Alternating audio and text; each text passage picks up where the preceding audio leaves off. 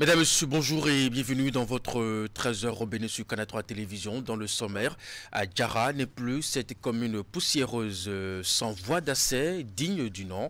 Ces derniers mois, plusieurs infrastructures routières ont été construites et reliées à Adjara Centre, Ouadon, Médédiano, Malawi et Djegondaro. Comment les populations de cette commune apprécient la métamorphose de leur commune, on va le savoir dans un instant. Ensuite, les acteurs de la filière soja des 4 départements du Septentrion ont discuté des enjeux de la prochaine campagne de commercialisation. C'était à la faveur d'un atelier d'appropriation de mécanismes de commercialisation de soja au titre de l'année 2024-2025. L'atelier qui a duré un jour vise aussi à créer un cadre de collaboration entre les différents acteurs de la filière. Et puis enfin, 11 entreprises béninoises ont été primées dans 3 différentes catégories notamment. Le prix d'engagement, celui de la maîtrise et de l'excellence, c'était à la faveur du gala de prix, de la qualité et de la performance organisé par la Chambre de commerce et d'industrie du Bénin. Voilà pour vous le sommaire de cette édition. À nouveau bonjour et bienvenue. Si vous nous rejoignez, avez-vous fait dernièrement un tour dans la commune d'Adjara, la cité des tambours? Eh bien, pour ceux qui ne l'ont pas encore fait, sachez que Adjara n'est plus cette commune poussiéreuse, sans voie d'accès digne du nom. Ces derniers mois, plusieurs infrastructures routières ont été construites et relient Adjara Centre, Ouadon, Médédiano, Malawi, Djegondaro. Comment les populations de cette commune apprécient la métamorphose de leur commune? Nous avons tendu le micro à quelques-uns. Suivez. Je faisais partie de ceux qui avaient organisé cette campagne électorale en 2016. Et on croyait que c'était une promesse électorale. Mais chemin faisant, nous avons vu le président qui a joint l'acte à la parole, et la réalisation de cette route est devenue une réalité. Donc, cette route est venue développer notre commune avec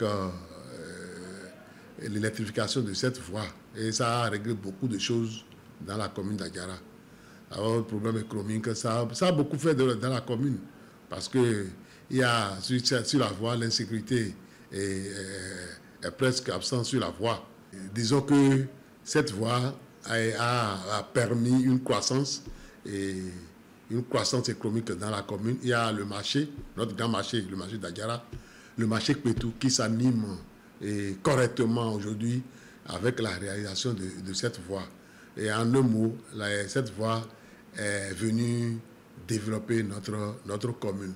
La voie traverse Adjara de Ouadon, ça passe au niveau du marché et ça aboutit à Médédiano, et ça passe dans Adjara de Médédiano, Malawi, et puis ça tombe sur Djegondaro qui est dans Porto Novo. Donc, on ne peut que remercier le chef de l'État pour la réalisation de cette voie. Il y a l'infrastructure qui a mené que vraiment le développement d'Adjara a changé. Et nous exhortons le président Patrice Talon à continuer dans ses œuvres. Jamais de mémoire d'homme, on a vu pareille infrastructure. De notre naissance jusqu'à ce jour, il a fallu que Patrice Talon vienne à la tête de notre pays pour penser à la cité qui nous a vu naître à Adjara. Et cette infrastructure routière déclenche à plus d'un titre le processus du développement dans la mesure où aujourd'hui, qu'il s'agisse d'artisans, des intellectuels, des commerçants, chacun y trouve pour son compte parce que celui qui a affirmé que la route du développement passe par le développement de la route n'a aucunement tort. Cela prouve à suffisance que les gens peuvent s'installer, les commerces sont boostés. Nous avons véritablement, Adjara s'est transformé et c'est à l'actif de l'actuel gouvernement. Il y a de cela 4 ans environ, personne n'aurait pensé que Adjara allait bénéficier un jour d'un tel projet. Ce que le gouvernement du président Patrice Talon a fait, et il a déjà dit qu'il allait relier les villes par des infrastructures dignes du nom, ce qui est en train d'être fait. Et Adjara en a bénéficié. Ça, c'est une très bonne chose. Ce que je suis en train de voir depuis près de 8 ans ou à environ 9 ans, on n'a pas encore fait 9 ans, c'est extraordinaire. la voie. Quand tu sors de la maison, tu roules correctement. Donc, moi, l'économie, déjà, moi je constate là, c'est que les sous que je faisais sortir régulièrement pour l'entretien de mon véhicule, c'est rentré, c'est resté dans ma poche. Il y a l'électricité. Il n'y a pas un coin dans Malawi maintenant il n'y a pas de poteau. Et tous ces poteaux sont menus des lampadaires. Je remercie vraiment le chef de l'État, M. Patrice Talon, de ce qu'il fait pour ce pays, surtout en matière d'infrastructure à Adjara. Et nous le souhaitons et nous le demandons de continuer davantage pour que les zones qui ont été délaissées trouvent de cet avantage. Voilà donc l'avis de quelques citoyens rencontrés dans la commune d'Adjara. Les acteurs de la filière soja des 4 départements du Septentrion ont discuté des enjeux de la prochaine campagne de commercialisation. C'était à la faveur d'un atelier d'appropriation des mécanismes de commercialisation de soja au titre de la campagne 2024-2025. L'atelier qui a duré un jour vise aussi à créer un cadre de collaboration entre les différents acteurs de la filière afin de renforcer les synergies et d'identifier les enjeux majeurs à travers une analyse des défis et opportunités au niveau local et national. Epifano Tchabi, Socrate d'entretien. Environ 200 producteurs et transformateurs de soja venus des 4 départements du Septentrion ont participé à cet atelier organisé ce mercredi 4 décembre dans la salle d'alphabétisation de la ville de Parakou. Cette rencontre de nos journées a pour objectif de réfléchir sur le mécanisme de commercialisation pour la campagne de soja au titre de l'année 2024-2025, à créer également un cadre de collaboration entre les différents acteurs de la filière afin de renforcer les synergies et d'identifier les enjeux majeurs, ceci à travers une analyse des défis et opportunités au niveau local et national.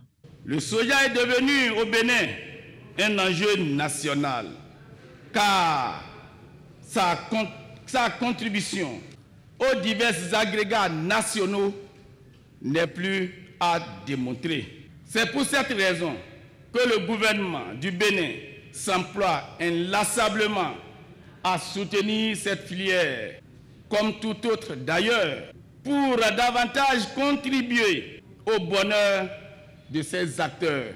Aux côtés des producteurs et transformateurs, des membres de l'interprofession du soja, des représentants des ministres de l'Agriculture, de l'Élevage et de la Pêche et du Commerce, ainsi que d'autres parties prenantes, ont pris part à ces travaux qui ambitionnent de faciliter le dialogue en créant un espace d'échange entre producteurs, transformateurs, projets, programmes et institutions publiques.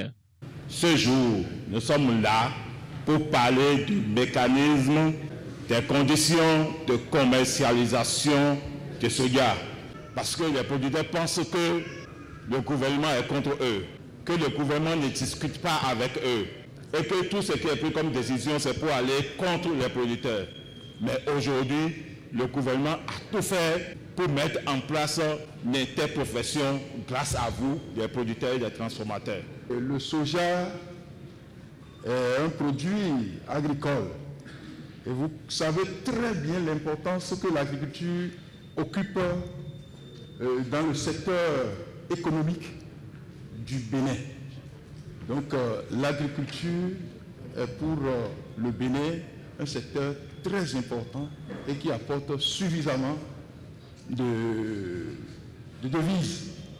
Les participants à cette rencontre sont appelés à formuler des recommandations concrètes pour améliorer la fluidité des échanges et rendre le mécanisme de commercialisation plus efficace et équitable. Et en prélude à cette campagne de commercialisation, les participants ont été informés des arrêtés relatifs à la réglementation concernant l'exportation des produits tropicaux, notamment le soja, et ont été aussi renseignés sur les comportements à avoir pour garantir une campagne apaisée et productive. Les membres du système ouest africain d'accréditation SOAC, bien entendu, ont tenu à Cotonou justement les réunions de gouvernance de l'institution. Ces rencontres de Cotonou s'inscrivent dans le cadre de la délocalisation des réunions de la SOAC vers ses États membres. Le Bénin est le premier pays de la sous-région à les abriter. Elles se tiennent dans les locaux de la Chambre d'industrie et du commerce du Bénin. Voici les images. Passerelle ouest africaine pour la santé et la sécurité des consommateurs et le développement du commerce international, le système ouest africain d'accréditation débarque à Cotonou. Les laboratoires, organismes d'inspection et organismes de certification qui opèrent dans les 8 pays membres s'offrent un séjour de 3 jours à Cotonou en vue de la tenue de l'Assemblée générale et des réunions connexes de gouvernance 2024 du SOAC. C'est l'occasion donc pour ces différents acteurs ici réunis d'examiner, revoir et valider les documents stratégiques. Toujours est-il qu'on est dans un processus d'évolution, mais on a été assez limité par les textes jusque-là que nous appliquons par rapport au fonctionnement du SOAC.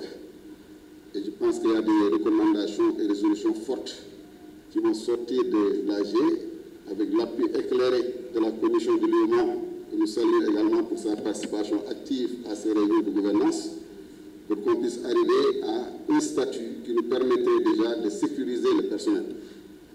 Un personnel assez jeune, pas nombreux, qui abat un travail extraordinaire de manière quand même volontaire d'une certaine manière, mais qu'on ne garantit pas une certaine sécurité de carrière, et tout cela, on est freiné par le statut.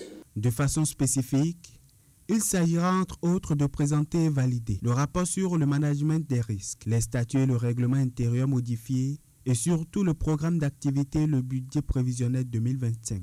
Tout ceci avec pour finalité d'assurer la santé et la sécurité des populations et d'accompagner le développement économique et social à travers la promotion des biens et services produits localement et destinés au marché d'exportation. Notre département ministériel restera attentif à toute mesure allant dans le sens de cette consolidation du SOAC, car elle renforce tout notre dispositif d'évaluation de la conformité, en particulier notre toute nouvelle autorité. Pour finir, je voudrais réitérer l'engagement du Bénin à renforcer le SOAC, ce maillon essentiel et central de l'infrastructure qualité béninoise et ouest africaine qui appuie à tirer nos économies vers le haut. Le président de la commission de l'UEMOA est donc engagé à appuyer le SOAC pour relever les défis auxquels il est confronté par la mise en place au sein de la commission d'un groupe de réflexion pour l'examen des questions relatives à sa pérennisation. Au cours de cette cérémonie d'ouverture, la Chambre de commerce et d'industrie du Bénin et son ministère de tutelle ont été remerciés par le SOAC à travers des trophées. Aussi, certains laboratoires et organismes d'évaluation et d'inspection de la conformité du Bénin, du Mali, du Burkina Faso et du Sénégal ont reçu leur accréditation qui permet de reconnaître leurs compétences et de les faire valoir sur le plan international. Dans le cadre des 16 jours d'activisme contre les violences basées sur le genre, notamment celles faites aux femmes et aux filles, la dynamique CHA, conduite par Christelle Rondon-Gualiosa, était avec les jeunes filles du lycée Tofa, premier de Porte-Nouveau, sensibilisation sur la thématique, mais également sur le cancer du sein, ont meublé les échanges entre les élèves et les membres de la dynamique CHA. Reportage. Toujours dans la bonne ambiance, Christelle Rondon-Gualiosa de la dynamique CHA continue d'aller à la rencontre des jeunes filles pour leur parler de sujets liés à leur émancipation. Ici au lycée Tofa 1er de Porto-Novo et dans bien d'autres établissements, il était question de sensibiliser la jeune fille sur son hygiène corporelle, les violences basées sur le genre et le cancer du sein. C'est à bas âge qu'on apprend l'hygiène corporelle. Et donc, on parle de l'hygiène corporelle avec les jeunes filles qui vous permet d'être en bonne santé. On parle avec les jeunes filles de l'hygiène menstruelle. Comment vous gérez vos menstruations?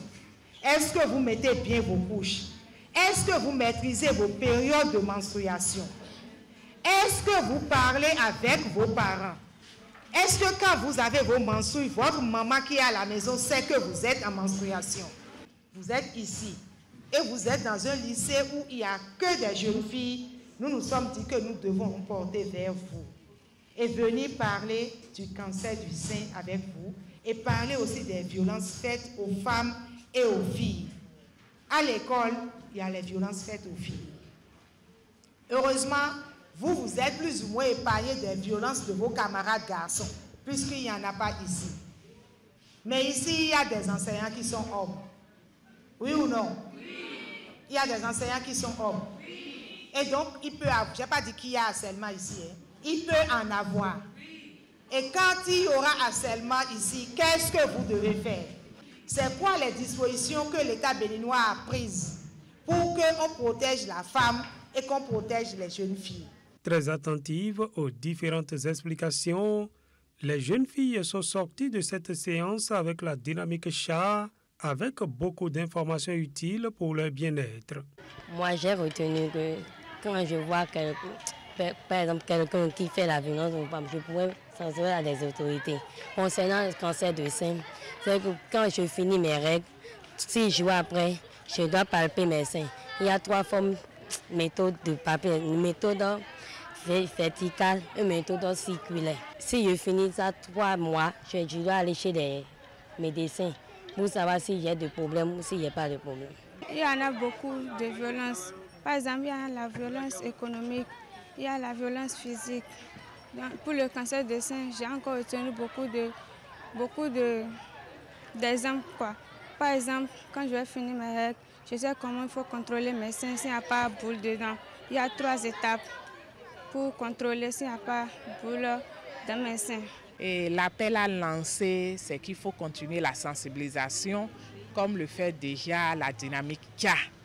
Il urge que les jeunes filles du nord au sud, de l'est à l'ouest, soient véritablement informées sur ces violences-là et comment prévenir ce type de violence. Avec cette descente au lycée Tofa 1er de Porto-Novo, la dynamique CHA vient de faire un pas de plus sur le chemin de la riposte contre les violences basées sur le genre et le cancer du sein.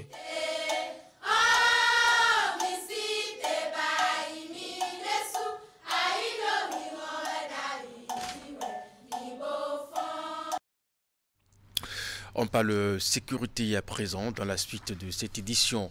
Coproduction de la sécurité dans les arrondissements. L'Association nationale des communes du Bénin en campagne nationale de sensibilisation, de formation et d'information des chefs d'arrondissement. L'initiative a été officiellement lancée mardi dernier à Kandi par le président de l'ANCB, Luc Setondia Tropo. L'étape du Borgou s'est tenue mercredi dernier dans l'une des salles de réunion de la préfecture du Borgou en présence d'élus communaux, de responsables de la police républicaine et du secrétaire général de la préfecture du Borgou, Jacques Degbé, Socrate Dantodé. Renforcer les capacités des participants sur la notion de coproduction de la sécurité et en assurer la mise en œuvre dans les différentes communes, c'est tout le sens de cette campagne nationale de sensibilisation. La démarche vise à améliorer la sécurité, notamment dans les arrondissements, et favoriser une collaboration accrue entre les forces de l'ordre et les chefs d'arrondissement. Mais écoutez, quand toi élu, tu caches le criminel, tu ne rends aucun service au commissaire de ton arrondissement. Quand toi élu, tu es conscient que ce monsieur, il dort toute la journée, c'est la nuit qu'il sort, et que tu ne le signales pas au commissaire, tu ne joues pas ta partition. Nous avons donc un rôle en tant qu'élu, en tant que chef d'arrondissement, nous avons un rôle à jouer, et je voudrais compter sur vous, sur nous, sur les maires ici présents, les adjoints, les chefs d'arrondissement pour que notre partition soit jouée. Dans une communication déclinée en 4 grandes parties, le formateur a levé un coin de voile sur la loi qui régit les attributions des chefs d'arrondissement ainsi que les missions de la police républicaine. Il a expliqué comment doit se faire la coproduction de la sécurité dans les arrondissements. Mais le colonel Christian de Souza a surtout détaillé le mécanisme de partage réciproque des informations entre les CA et les commissaires de police et l'importance des réunions de concertation entre les deux entités. La coproduction de la sécurité, c'est une relation CA-CA. C'est une interaction entre le commissaire d'arrondissement et le chef d'arrondissement qui doivent travailler intimement, qui doivent vraiment être proches l'un de l'autre. Comment? En s'appelant régulièrement et tous les jours, en se rendant visite tout le temps. La coproduction de la sécurité exige que le chef d'arrondissement et son commissaire se fixent des objectifs et travaillent de concert. Élus communaux, responsables de police et membres de la délégation de la NCB, tous se sont mis d'accord sur un point. Il n'y a pas de développement sans sécurité. Aujourd'hui, le chef de l'État, le président Patrice Talon, fait beaucoup dans tous les secteurs. Nous avons des infrastructures partout. Mais vous savez très bien que ceux qui sont chargés de travailler auraient déserté s'il n'y avait pas le minimum de sécurité. Ils ne peuvent pas rester.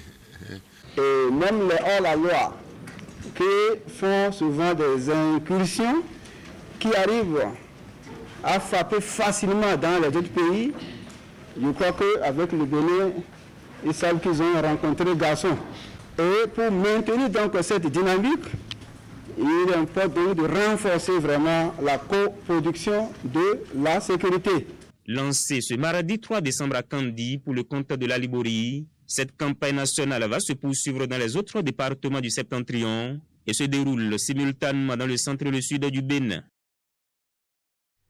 Je vous l'annonçais en titre, 11 entreprises béninoises ont été primées dans 3 différentes catégories, et notamment le prix d'engagement, celui de la maîtrise et de l'excellence. C'était à l'occasion du gala du prix de la qualité et de la performance, une compétition organisée par la Chambre de commerce et d'industrie du Bénin en collaboration bien sûr avec l'agence de normalisation de métrologie de qualité pour bien entendu honorer les petites et moyennes entreprises qui bien entendu font de la promotion de la qualité une exigence. C'était samedi dernier à la CCIB. Voici le reportage de Sidoine Bokovol, Elvis Tonoukouan, présenté par Vigila Rodéon.